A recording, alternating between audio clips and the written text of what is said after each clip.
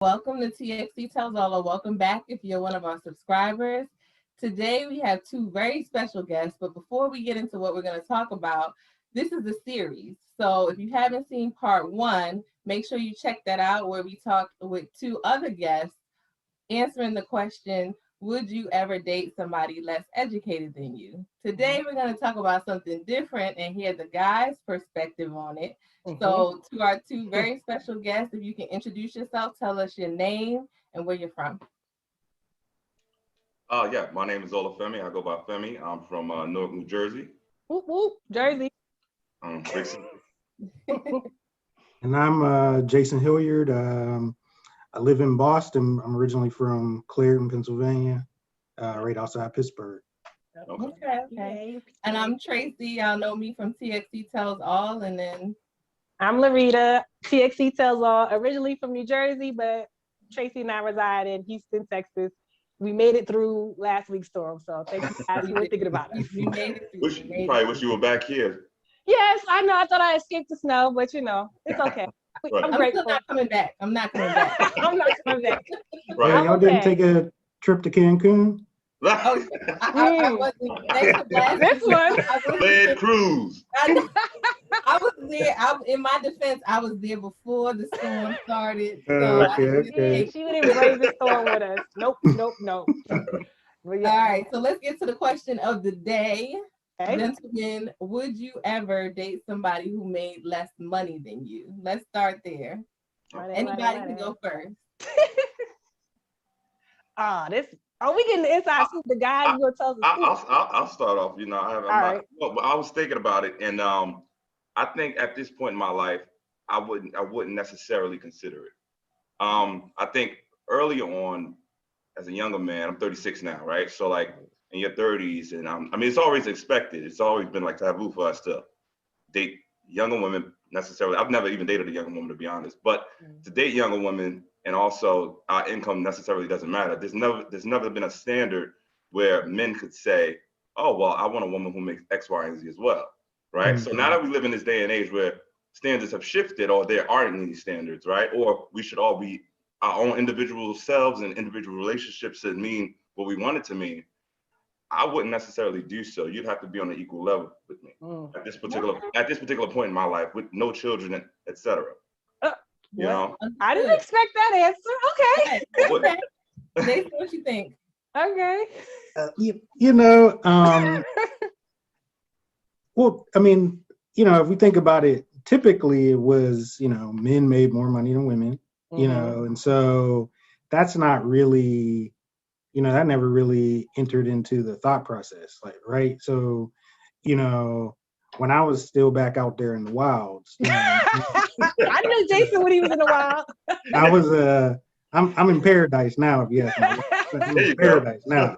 But back when I was back out in the wilds, it didn't really matter. But I guess I would say, when I was out trying to find somebody, I wanted to meet somebody who we were, basically even keel. You know what I mean? Like we could both kind of grow together.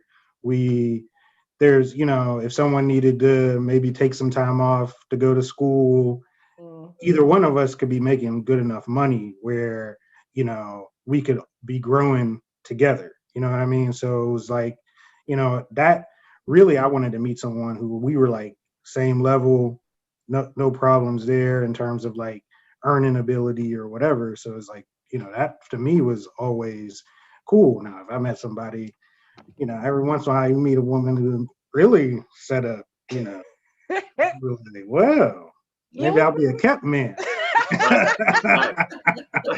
No, we're gonna get to that. We're gonna get to that. But that's funny. That's funny because I didn't expect neither one of you guys to say that, honestly, because of course guys and women think differently, right? So I was interested to see how y'all were going to say, and I guess Femi touched on it a little bit because he said when he was younger, he thought a little differently than as he gets older. I think men's requirements or their standards change, and they get a little bit more serious than when it's like dating. So like that was a good, I think he touched a little bit about that as far as like when I was young, I used to do this, but now that I'm a man, I'm doing manly things now. Like Yes, yes. Big boy things. Big boy things. Yeah, Yep. yeah. So I know y'all heard the Kanye West song Gold Digger, right? And in the first line he says, "She takes my money when I'm in need," right? So have y'all ever either had an experience with a woman who you felt like was a gold digger, and how did that work out for you? Or is that something that you're apprehensive about in dating? You don't want to date somebody who is a gold digger, whether they make more or less money than you, but you think that all they're after is your money. Yes. But you know what? It doesn't even necessarily have to do directly with them having the mindset that they want my money directly. It more has to do with society. So like the laws haven't been updated for men in regards to child support, spousal support, alimony, etc. Right? So these are things that we are mindful as men growing up. We're not even taught this. These are things that we learned through our friends, families, etc. Right? So I don't need a woman to directly show me that she's a gold digger in order for me to hear what she has to say in terms of society and how they treat men. So if she agrees with certain things online or via her friends and her actions and her words, you've already expressed to me that you have no real empathy towards the devastation that may transpire for my wealth and my health and myself down the line. I mean, it's just that simple. Yo, they're preaching. Okay. Okay. Brother. All right. I'm like, okay. Congregation. That Seriously. sounds good. All It's right. scary. Yeah, all right. So I think, all right, so Jason touched on this a little bit when he was saying like occasionally you'll meet that woman that's like she already got herself set up kind of thing. Right. So what about like dating somebody that makes more money than you? How do you feel about that? Like as a man, because Yeah. we don't know from perspective, like she got her own money. What's up now? What's up? Yeah, I'm in that predicament right now. Oh. Yes. I'm in that situation right now. It's not a problem. And to It be don't honest, sound like a predicament to me. It's not. Because when we first met, we were, equal yoke, right? But as the relationship transpired, career shifted. She's a little bit older than I am as well. Okay. Things happen, and to me, I have a dude. One of my boys. I told him like, yeah, she making X, Y, and Z now. So he was like, I can never date no woman that got more money than me. I was like, brother, you missing out. Because the thing is, when I'm making money in a relationship with a woman, it's expected for me to share each and every morsel of that, right? As a woman, when she's making money, as long as you can live on your own, I'm never going to ask for anything. I'm good with my money. I'm good with everything. So the expectation isn't there. So I don't have I don't care about, there's no control factor because you can't control a grown man. I don't have any type of, jealousy, resentment, whatever, or anything. It just works out for me because at least now that's out the way. Because now I don't have to reach out and really give off my energy for somebody else, because then that's when the control starts. But now there's no control factor. That's interesting. Della Crib has grown. Insight. Jason, what you think about it? Have you ever had an experience? Well, I want to tell a quick story, because I had some friends one time get into an argument where, one of the guys was like, man, I'm tired of these gold diggers, blah, blah, blah, and then the other friend was like, well, why are you tired of gold diggers? You ain't got nothing to dig. And so there is this viewpoint where, sometimes you're not even experiencing something. And there's this, you're already like, you're trying to watch out for these women who want what you got. And it's like, you ain't got nothing to dig. And so, I was there for a very long time. It's like, I ain't got nothing to dig. I mean, you can come on over here. And so, when the cupboards are bare, the cupboards are bare. It's there's a thing with that. And I think some of this comes from, the songs and all that stuff, and then it's also there's this societal thing of like people pushing that, oh, well, somebody's after your money and this and that. And it's like, a lot of us, it ain't until we hit our 30s, 40s where we even got something a little extra to have, right. And most people already with somebody by then. So like, you got to be smart about who you choose, and I think that, that's really where the question is at. And it's like, you got to be smart about who you choose. It's like, well, maybe, because sometimes men are gold diggers too, because when I was back out there in the wilds, I met some women who would be like, "Oh, I'm so happy that you paid for dinner," because I had a guy went out to dinner with a guy, and he was sitting over there, and I was just like, "Well, we're gonna split tonight," and he was fumbling, trying to find. He's like, "Oh, I gotta call somebody. I gotta call somebody." Da, da, da. He wasn't expecting to pay. He was expecting for her to pay. Okay. And we got a new breed of these guys who they real good at Madden. They real good at they can play every video game. They can sit there on Twitch, whatever. They ain't no good at making $1, but they might be able to do something else. I don't know. I'm not a woman. There's a reason a woman might keep them around if all they do is play video games, right? And so, maybe we're on the other side of that conversation now, where some of these young guys, there's a little, maybe I sound old now, but there's that feeling of, we got to watch. I feel like everybody got to be smart about who's a gold digger, man or woman. But you also have to be like, let's be smart. Do you have anything to dig? Does somebody really want what you got? You ain't got nothing. Like and so it's like that also a thought process in all this. I think that's the thing too. It's like, what you got? I think did you guys hear about that B Simone video where she was talking about how like she was basically checking women, like, y'all asking for stuff from men that y'all don't even got yourselves. If y'all ain't got this, what do y'all think about that? Like, are y'all for this video? Like, cause she kind of was like putting women in their place, like, y'all need to check yourselves because y'all want men that have this, and this, and you ain't got themselves yourself. So is it okay to expect something of this person you're dating that you don't have yourself? Almost like, oh, I'm expecting somebody to complete me on that part. I don't have it, but they have it. Or should these women not be holding men up to standards that they don't meet themselves? That's a conversation I feel like that's a conversation for everybody. Don't go out here looking for something you ain't. But why not? Like, I guess because the person can, like, you don't want a mirror of yourself. You want somebody that, okay, maybe I'm not as patient. This person is patient. Like, of course, you might be looking for certain things that the other person that you don't have for a reason. So is that bad to be looking for somebody that is not like you? If you're looking for somebody who's God fearing and you at the strip club every night dropping them dollars, and it's like you got a far way to go where that person's even going to think about you. Right. You know what I mean? It's like the one time, I was back when I was out in the wilds. But when I was saying to somebody, I was like, oh, she looked good. Hook it up, and the friend was like, well, I'm not sure she's into guys like you. And I was thinking, and I wasn't on my fitness at the moment. So the girl was into guys with abs and all this stuff. So I didn't have that.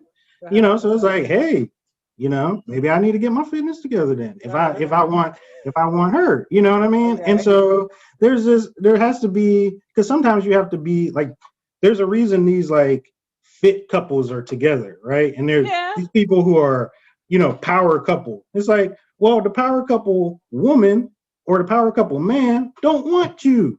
You ain't got no power to bring. You know what I mean? It's like, there's no power for you to bring. Right.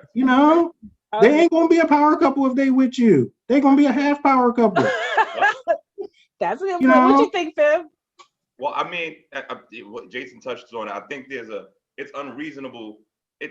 You can request something, you can ask for something of somebody that you may not lacking, but there's a certain limit. I mean, like, I feel like they roasted B Simone for what she said, right? Because now we live in a day and age where you can't even speak to a woman and let her know that she got to be better than herself. It's like there's no expectation. It's just all requests. It's all demands. And but at the end of the day, like, you can't ask for something and you're not bringing anything. I mean, if you're never checking yourself, if you're not like mentally, if you got some demons in your closet, if you need to go see a therapist, etc., you can't expect a man that's 6 feet tall, 6 figures with 6 abs, and then you have nothing. You sitting on the couch drinking coffee and eating donuts, and you don't work. You got probably 3 kids, but you want all this. It's unreasonable. And when somebody speaks on it, people get upset. But I don't think she said anything. She didn't say anything. The Power Book tells you what you do to manifest whatever you want to manifest. She didn't say anything else differently. So, and I think I'm sorry. Go ahead, Femi. You were done? No, that was it. Yeah. Okay. Yeah, I think it's like, people say, I want somebody shooting in the gym with me. And it's like, but you're not shooting. You're sitting on the bench. You're not working. So it's not that, on both sides, on the team. It's not necessarily that somebody wouldn't want to work with you, but you got to actually be working. So you're making these requests and saying, I might not be there yet, but I want somebody shooting in the gym. And it's like, well, they're waiting to see you shoot. Right. So, I think y'all both kind of touched on that. Like, you can't be making all these requests and not at least working towards something that somebody can see as appealing and say, okay, you might not be there yet, but I see you're going to be there in this century, not the next century. Not that. Well, that's a good segue though, Tracy, because we were talking about they seem to have a different, perspective, because what we were talking about as far as sometimes do guys even care? Right.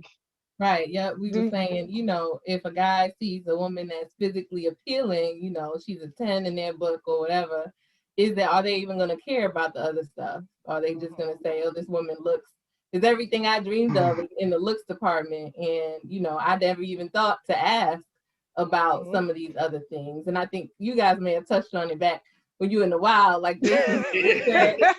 I would start using that when I was in the wild. Right. You may have done that, but not so much anymore. Is that true? Is that the case? I mean, when you're out there, you're out there, right? And the game is to be played, and so that happens. But I think the thing is like you gotta be like kind of cognizant on who and what you're trying to be with, if that's what you're trying to do, right? Because I think part of this conversation is also, hey, maybe at one time you were just dating, right? And so that doesn't matter so much, right? And so sometimes you're just trying to find what's the best looking whomever, whatever, that you can get, you can do what you want to do, right?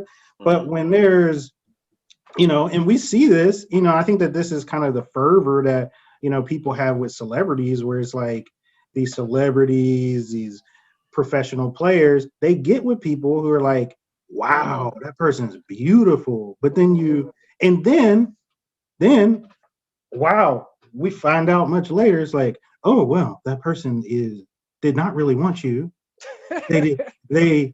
And all you really wanted from them is their good looks, right? And so then y'all have a thing where y'all did not have a meeting of the minds on what y'all was into, right? Y'all did not have a meeting of the minds. It was, I just want somebody sexy. She just wants somebody with money and that can get her into the things. And then y'all messed around and somehow got much further along than y'all should have. Y'all had children. Y'all might have got married. It's all this, and it's like, well, what did you think? There was no thinking. That's the thing, right? But the thing, okay, so I hear what you're saying. Femi, this is for Femi though. Did you see that we talked about it in the last video, the part 1? So if you guys haven't watched part 1, check it out. But in part 1, we talked about Kevin Samuels, and he was talking about women who are going after high value men. And he defined high value men as men who make 6 figures, who don't have any kids, who have, sometimes they have higher education, not always, but women who are going after 6-figure men, he's like, these 6-figure men don't really care about that. They actually just looking for some eye candy, somebody to be on their arm that's cute. They don't really care. So, I mean, what Jason was saying was maybe in the dating stages where you're not dating for the purpose of, let's say, long-term commitment marriage, you might have a certain way of thinking of things, but Kevin Samuels seems to think like men who have a certain value, a high value, even in their older ages, they're kind of looking for certain things. He's like, you don't see high value men with like girls who are rated like 5s. No, you don't. I mean, it's just the honest truth, unfortunately. Because even when you're older, you don't necessarily have to get a 5. It's not like you settle into the beauty. Like there's no way I can be with somebody I'm unattracted with too. You know, I will always think my woman's a 7 or above. You know, but it's more so like along the lines that with beauty it comes some brains too. So it's not like I'm only just looking for booty. I need you to also think. You know, Okay. I need to be able to hold a conversation with you. I need to bring you in certain circles. I need to also have expectations if I do have a child with you mistakenly or just, you know, purposely. After I'm gone here, I don't have nothing but high expectations that you'll raise my child the way I would want my child to be raised. Have an education, being fed every night, you know, and not out here in the streets or being in an abusive relationship with some street dude. You know, there's levels to it. But Kevin Samuels, I think he's right because I know some dudes that make 6 figures. They have no intentions on getting married, like zero. And I mean, high 6 figures, talking about more than 300, 400,000. And they're not getting married. Their thing is, even if I do choose to get married, she's gonna have to make more than me because the expectations, like what Jason touched on earlier, it's unfortunate, but we live in a superficial world, and it's just not a there's no getting that out of a man's mindset after all the damage that they've been through. Like no one speaks on the damage necessarily. I'm not blaming women. I'm just blaming society in general. The damage that young men go through before we even start dating. Like most of the women I've dated have dated older men before they dated me. So when I started out dating, I got a lot of that damage, that backlog from that. So men grow up with this, and then once we get hurt, it's just after that, it's all really but money over bitches. So excuse my language, but that's what it becomes all the way up into perpetuity. Some people call it, you know, a young mental state or you young-minded, but they can't break that because that idea of being hurt again is just necessarily, you know, it's just something that they can't deal with. And these high-value men, they're not doing it. I mean, just look at it. Look at the society been. Look at every high-value earner that you know. And then women equate us, the regular black men, that's not necessarily making that type of money, with those men. But it's like we're not in a position to do what they're doing, so you can't be upset with that. That's an interesting, interesting perspective. I'm like, okay, we getting some insights too. I mean, we're women, so we think of things differently from y'all. And so to hear like, okay, I can, men are from Mars, women from Venus kind of thing. Like I can see, but I can also understand kind of like, okay, that's why y'all do it. Because for years, like growing up, like, okay, that explains why these guys may have treated me different. But I know when we were talking about Jason going on dates and like, expecting women or men to pay. And I'm like, I remember when I was like early in the dating stage, I was like, I would let guys pay sometimes. Then I'm like, I can pay too. Like, I think for my thing was almost like, I got my own money. I don't need your money. So it was like a subliminal flex. Like, I don't need your money. All right. But I'll let you pay sometimes. I didn't want to feel like I was taking advantage. Like, I didn't want to be perceived as a gold digger. Like, I expect you to always pay. Like, but it'd be nice when you pay. So I don't know if all women are like that, you know, but that's how I personally, I think some guys are like, oh, I like the fact that I had to pull my wallet out while we went out on the date. I think they thought that was attractive, like, because they perhaps were used to women that just like, either because they didn't have the money, the women they were dating didn't have money, or, or they basically, you know, they just expected men always to pay. So that's that.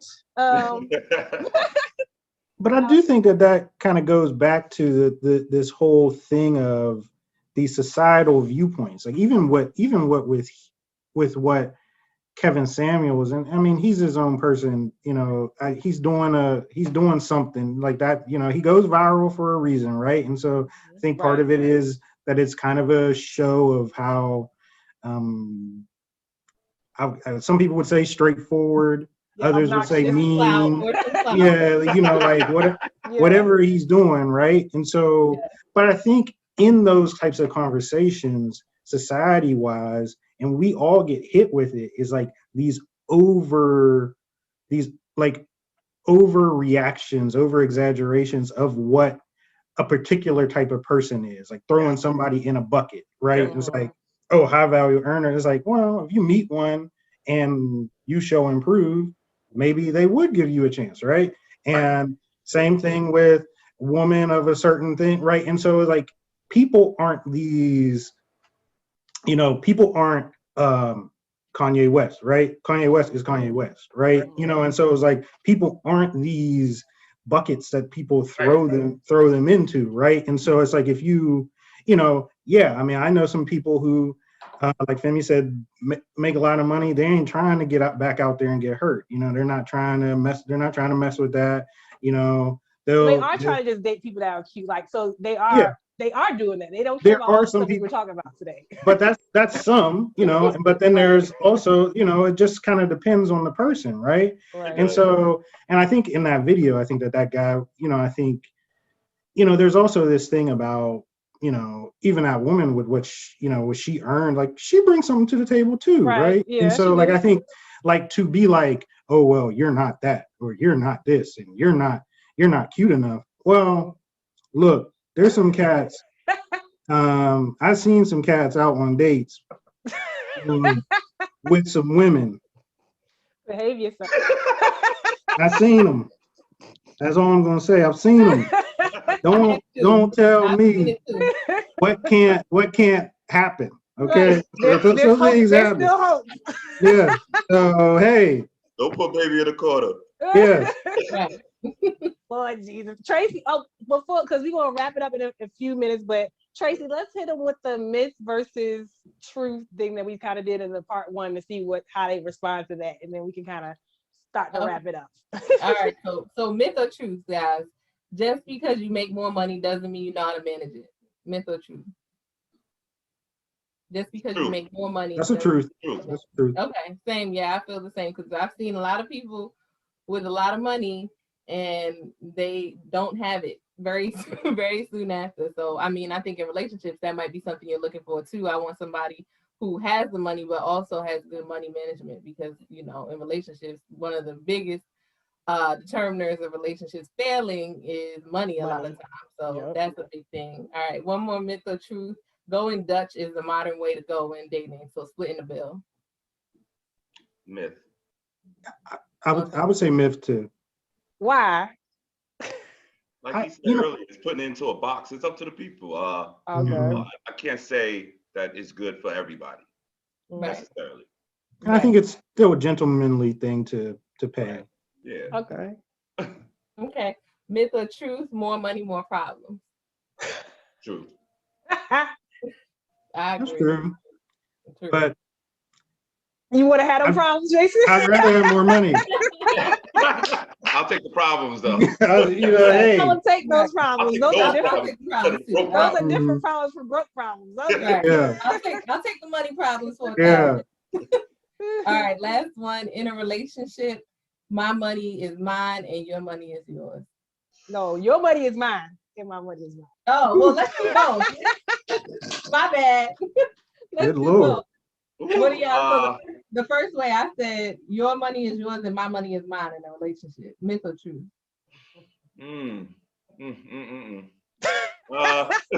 That hurt your spirit. Right. Yeah. Oh man. Hey Jason. You know, he passed the ball to you. I'll jump in there. I mean, I'll say it's myth just because it's something that people got to work out, right? It's something that people got to try to figure it out. So maybe I'm punting, but it's like, you know, it's something that you got to figure out, you know. And it's like there's some things. It's like, you know, me and my wife, we split bills, and you know, we still do that, and then, you know, there's certain things we have conversations about. So it just depends. Yeah, I'm gonna run with him on this one. To an extent, my money is yours. I'll say that. Right, and that might be a good segue into a part 2 of this video. How do you handle money in the relationship? Right. So Yeah. Actually, in the relationship, how you handle money, how you talk about it. We might have to save that for part 2. Might have to bring y'all back on. Yeah. I'm ready. I'm ready.